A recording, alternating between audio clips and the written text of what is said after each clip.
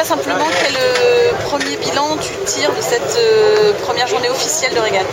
Première journée officielle, un bilan mitigé parce qu'on a été quand même dans le coup, notamment la deuxième manche. On s'est bien bagarré, les régates comme d'habitude sont extrêmement serrées. On a un petit peu joué avec le feu, un petit peu manqué un petit peu de réussite et malheureusement, alors qu'on était dans les deux premiers, voire les trois premiers à se bagarrer, manqué d'une demi-longueur pour passer la bouée de près. Donc on l'a touché juste avec les coups de grand voile, même pas avec la coque. Ça nous a obligé à faire une pénalité.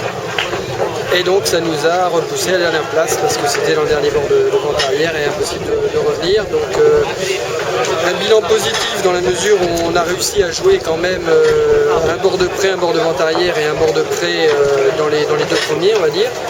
Un bilan négatif parce qu'évidemment on touche cette bouée et ça nous repousse à la dernière place, à la deuxième manche. La première manche, on a volé le départ malheureusement, donc pas terrible. Et on est revenu et trois bateaux qui ont volé le départ. Les deux autres qui ont volé le départ sont terminés derrière nous et nous on n'a pas pu revenir devant. On n'était pas loin mais on n'a pas pu revenir. Heureusement les régates comme d'habitude sont très serrées et très difficile de revenir. À quoi est-ce que tu imputes ce départ volé, cette bouée touchée qui sont, comme tu dis, jouées un petit peu avec le feu? C'est quoi? C'est un manque de sérénité? C'est se dire il faut qu'on joue le tout pour le tout?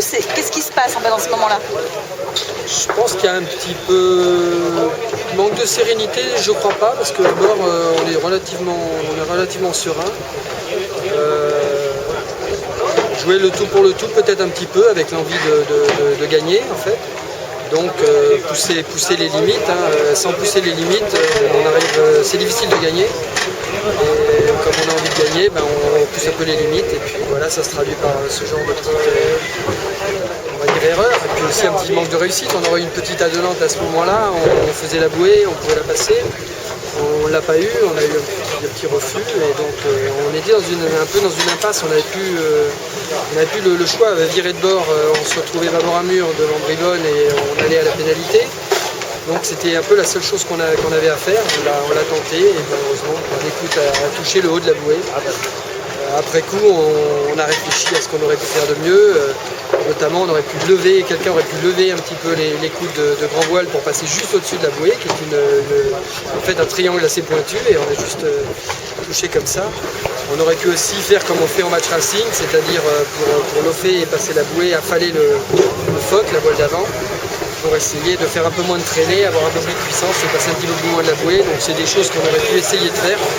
Et là, j'avoue que tout le monde était un peu tétanisé sur cette bouée et on n'a pas fait ce genre de choses qui auraient pu peut-être nous aider à passer cette bouée finalement en tête. Alors dernière petite chose, vous êtes dans le coup, tu l'as bien dit, même s'il y a eu des erreurs qui sont venues entacher cette première journée, qu'est-ce qu'il va falloir faire les 4 prochains jours?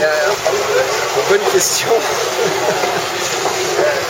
Je crois qu'il va falloir continuer probablement ce qu'on a commencé et la manière de naviguer est bonne, peut-être prendre un petit peu plus d'espace par rapport aux autres concurrents, se donner un petit peu plus d'oxygène à chaque fois qu'on fait des choses un petit peu serrées, un petit peu sur le fil, elles se traduisent souvent par une perte.